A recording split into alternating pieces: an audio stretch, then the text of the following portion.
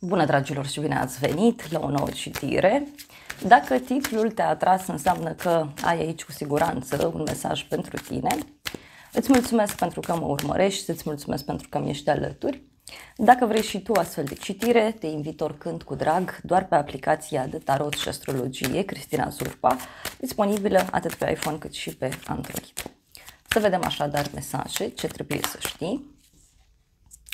Din punct de vedere personal, profesional, financiar, dar și surpriza pentru tine, din momentul în care vezi citirea. Avem o regină de spade și un cavaler de monede. Ok, o legătură aici foarte puternică cu ideea de stabilitate. Ești într-un moment al vieții tale în care ești foarte sigur pe tine, ești foarte organizat, ai totul foarte bine pus la punct. Pentru unii mai văd aici și o perioadă în care parcă aveți de a face cu o femeie foarte rațională, organizată, poate să o femeie mai dură, unii poate aveți treabă cu actele, cu o instituție publică, poate este și o perioadă în care vreți să vă organizați mai bine din punct de vedere profesional. E ca și cum spui, uite, vreau să merg încet și sigur pe drumul meu, vreau să merg pe direcția care e pentru mine. O perioadă în care, uite, intri în contact cu oameni serioși, sunt oameni frumoși, oameni pe care te poți baza. Poate chiar și în dragoste discutăm și despre o persoană stabilă, sigură pe ea, este o persoană fidelă, prietenoasă. Pentru unii însă simt aici că sunteți într-o perioadă în care vă îndreptați foarte mult atenția asupra a ceea ce înseamnă carieră. Ok. Să vedem în continuare. Steaua, avem în plan personal, o relație ideală care, știu eu, e foarte greu de atins, e ca și cum sunteți aici la distanță unul de celălalt sau e nevoie să vă întâlniți undeva la mijloc și atunci e nevoie de multă libertate în relația aceasta. Ce mai simt eu să vă transmit e faptul că sunteți într-o perioadă din punct de vedere personal în care visați la cineva, la o persoană ideală, dar ce mai văd e foarte multă conversație în mediul online, da? Sau prin intermediul, știu eu, telefonului. Deci foarte multă conversație aici, dar foarte multă libertate, non-conformism. Este, bineînțeles, și o perioadă în care tu începi să vezi lucrurile mai clar în jurul tău, poate este despre a conștientiza că ceva nu funcționează. Iar apoi avem 3 de monede, deci te văd aici, uite, într-un grup mai mic de oameni, că stai și lucrezi la ceva, repari ceva. Pentru alții mai poate să însemne și un vis pe care îl aveți în legătură cu un proiect de suflet. Da? Văd 2 persoane care lucrează, e ca și cum vrei să lucrezi cu partenerul la ceva anume, vreți să construiți ceva. Hai să vedem steaua, ce părere are. Judecata. Deci, uite, e un moment în care poate ți-ai dat seama că, nu știu, relația asta nu funcționează. Pentru unii poate să fie și un moment în care ați stabilit aici oficializarea relației, poate ați stabilit să fiți împreună. Și avem regina de monede, 9 de monede, lumea. E ca și cum te-ai ales pe tine, e ca și cum ai ales stabilitatea ta, încrederea în tine, ai ales banii tăi, ai ales starea ta de bine, pentru că văd aici foarte mult confort.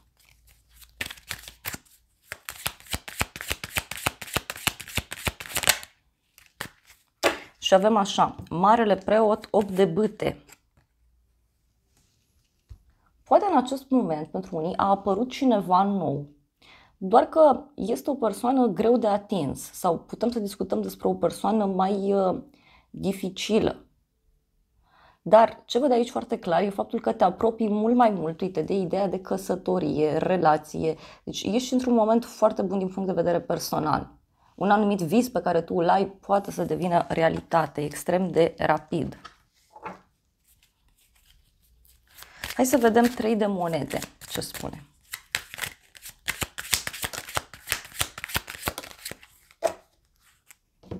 Și avem așa, magicianul și ermitul. O legătură cu zodia Fecioară, zodia Gemeni. Simt eu că e ca și cum ai ceva de reparat, fie în casă, fie este despre a te ocupa mai mult de sufletul tău, da, în următoarea perioadă. Pentru unii văd și o legătură cu persoana iubită, doar că Fie este despre a vă întâlni pentru a lucra la ceva, fie discutăm despre o relație pur prietenească aici, dar este și o dorință foarte mare de a sta singur, de a sta retras, de a sta izolat. Și avem așa asul de bâte, asul de spade. Pentru unii mai văd că poate să apară aici cineva în mediul profesional sau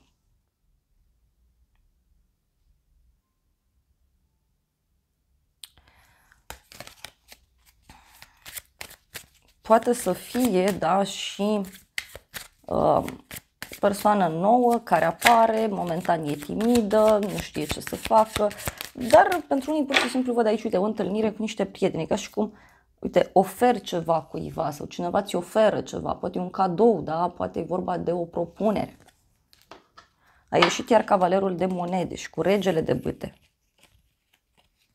Poate e cineva care îți propune o întâlnire. Hai să vedem în continuare. Avem 4 de cupe. Deci poate ești într-o perioadă în care te simți mai obosit, simți nevoia de odihnă, poate simți nevoia de concediu sau de o zi liberă.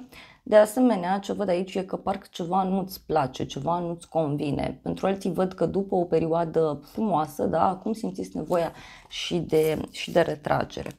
Apoi avem soarele, o legătură cu zodia Leu, dar și o bucurie foarte mare pentru tine. Poate să însemne și startul unei perioade în care aveți parte de un succes, unii intrați în contact cu o persoană importantă, este o persoană suspusă, o persoană respectată, poate este o veste bună de la un șef, de la un părinte, unii dacă așteptați un răspuns legat de o rezolvare financiară, să știți că acest răspuns vine și este pozitiv. Da? E pozitiv, fără dar și poate. Hai să vedem 4 de cupe.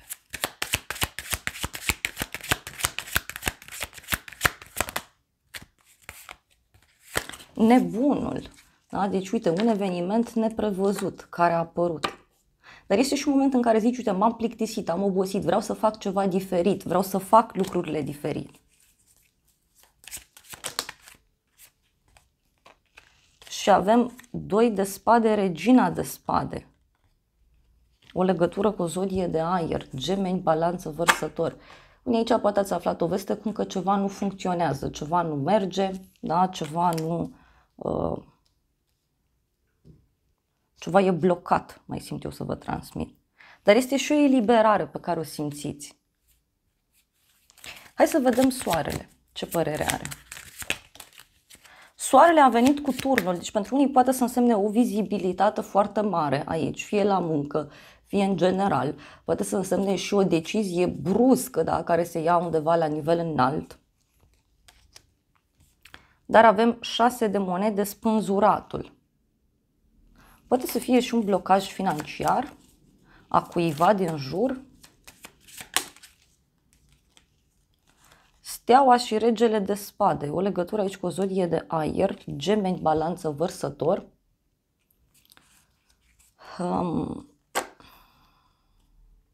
Pentru unii văd o persoană foarte suspusă, este o persoană cu o intuiție mare, este o persoană cu o cunoaștere mare, care îți poate da o veste importantă. Pentru unii e ca și cum apare o noutate din punct de vedere profesional. Totuși avem 3 arcane majore, turnul, steaua și cu soarele. Deci se face lumină într-o problemă. Poate să fie și un moment în care anumite planuri pe care ți le-ai făcut, anumite strategii încep să dea roade. Pentru că, uite, totuși avem 9 de cupe, deci e cu bucurie, împlinire.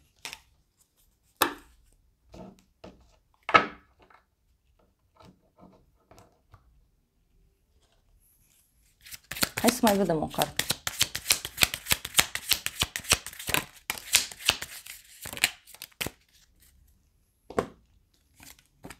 Și avem așa casa și păsările. Deci o veste care îmi apare mie de la o instituție sau o veste legată de o casă, o veste legată de ideea de stabilitate, loc de muncă, o bancă, o instituție, ceva aici e. Și văd totuși și o persoană vicleană.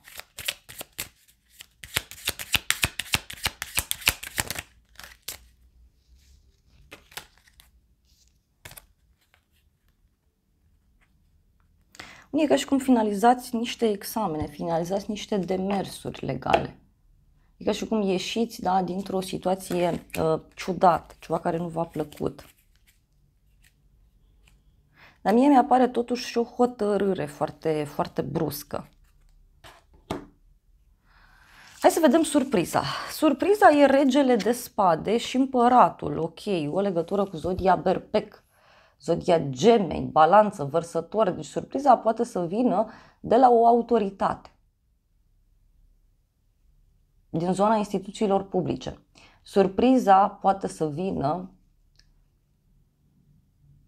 de la o persoană suspusă. Surpriza aici poate să vină și de la un șef, da, sau un bărbat. E cineva foarte dur, foarte sigur pe el, cineva care are planuri, are strategii. Hai să vedem regele de spade.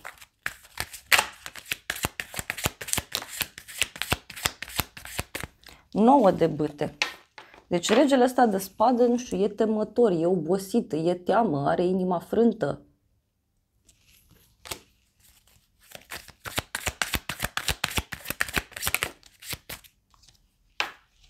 Împăratul. Deci parcă e cineva căruia este teamă că îi este afectată autoritatea.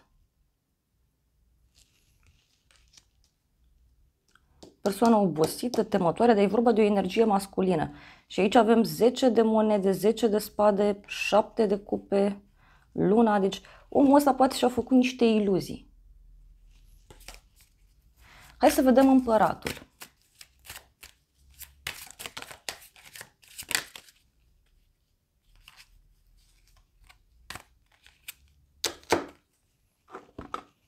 Patru de monede, asul de spade. Împăratul ăsta e foarte hotărât aici. Fie este o persoană foarte stabilă din punct de vedere financiar, fie pentru unii putem să discutăm aici și despre o persoană foarte dură. Avem 8 de monede.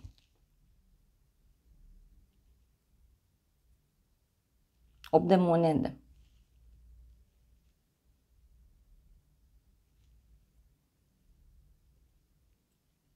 Poate e vorba de o hotărâre legată de muncă. Cineva care face o propunere. Mai vreau o carte. Ce e cu împăratul ăsta?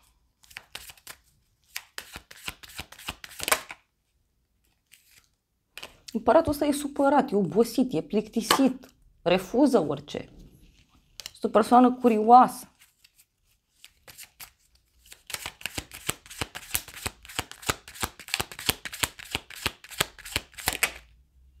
Asul de monede. Deci, eu așa cred că e vorba aici de o propunere pe care o primești. O veste care apare și care, uite, ține și de sfera financiară.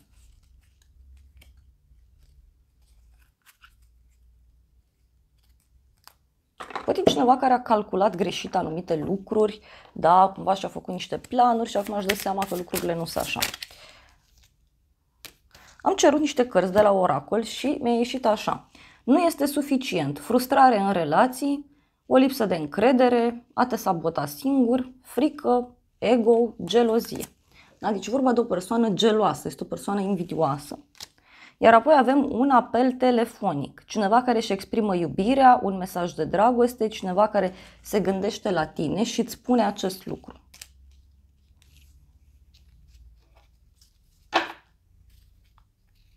Și avem ceas, ceva ce necesită timp, ceva ce ia timp, în timp, progres. Poate să fie o persoană cu probleme, da? Care, uiteți, poate face și o propunere în dragoste pentru unii dintre voi. Doar că este o persoană foarte ciudată ca și energie, e mai dură, e mai rece, e mai retrasă, e mai ascunsă persoana asta. Mai vreau o carte.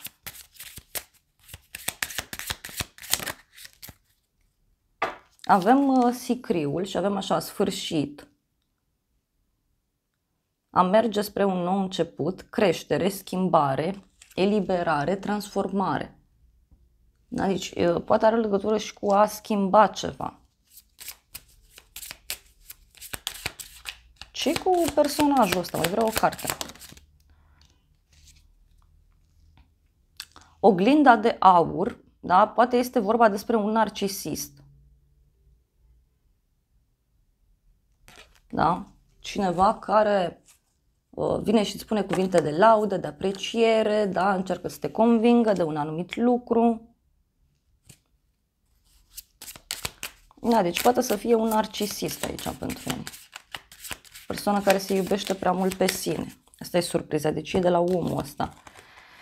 Și avem așa, a te concentra pe tine, a lucra cu tine, timpul pentru vindecare, a te aprecia pe tine. Da? Deci e un narcisist aici, da? E o persoană tare supărată. Hai să vedem. Da?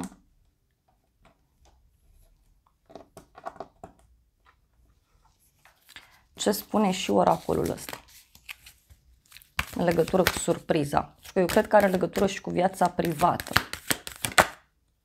Surpriza are legătură cu bani, abundență, finanțe. Mai vreau o carte. A sărit o carte, ia să vedem noi despre ce e vorba. Și avem așa, cooperare. Deci cineva, uite, care îți poate propune o colaborare din jurul tău.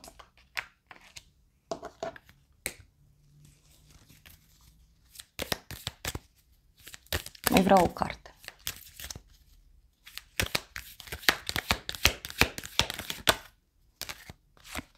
Un ciclu care se închide.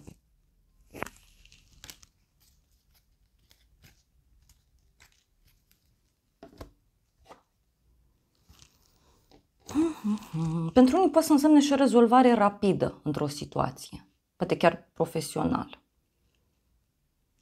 Mai vreau niște mesaje de la acest tarot, să vedem ce e cu împăratul ăsta, regele ăsta, că e clar vorba despre o energie masculină.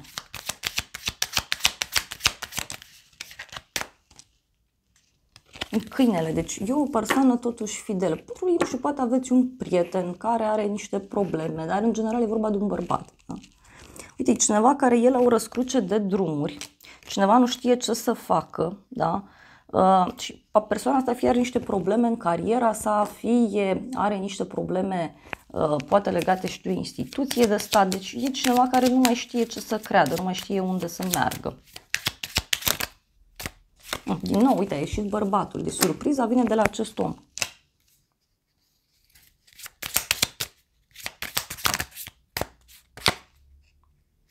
Avem steaua aici.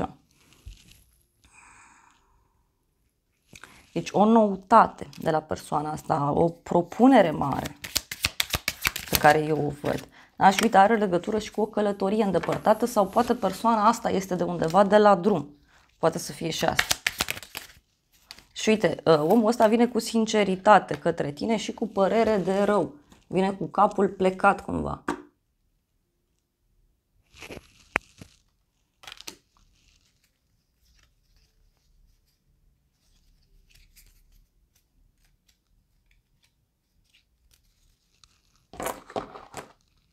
Da, hai să vedem ce spune și tarotul și oracolul meu.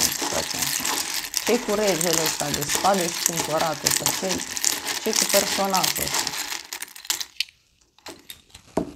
Și avem așa, un bărbat tânăr, luna martie, cifra 3, zodia berbec, zodia pești. Avem destin, trăiește.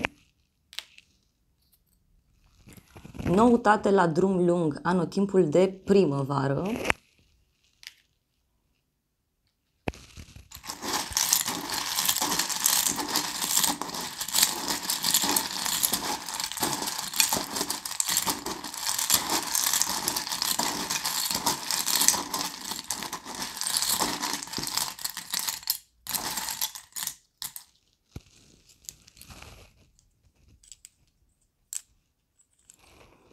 Avem așa, vindecare, asteroidul Chiron, un cadou, ziua de joi,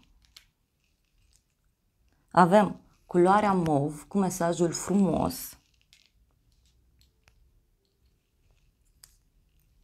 proces și judecată, zodia balanță, avem aici, inițiala R cu mesajul roșcat sau roșcată. Ce nu știi tu? Vindecare. Deci din nou mi-apare ideea de vindecare, repara. Deci a repara, a vindeca, a rezolva ceva. Iar ultimul mesaj este o zi plăcută, numărul 22. Deci poate e o zi plăcută la dublu. Simt eu să transmit, da? E cu multe emoții. Hai să vedem și tarotul meu, ce părere are.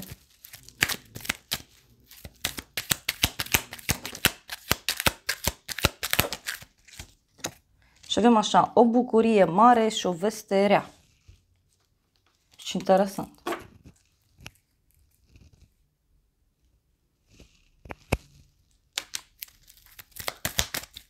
Mai vreau o carte.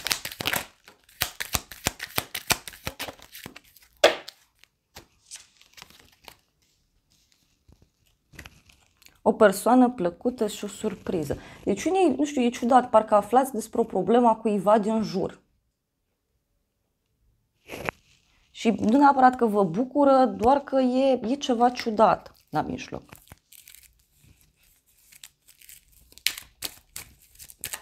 Ce face împăratul ăsta, regele ăsta de spade? Cu ce are legătură surpriza? Avem și o femeie matură. Noutăți plăcute, deci, da. Iar apoi avem o veste despre un final. Deci, surpriza are legătură aici, uite că afli despre o veste de final. Ceva care se finalizează. În urma unei ședințe se ia o decizie, cineva își dă demisia, cineva pleacă.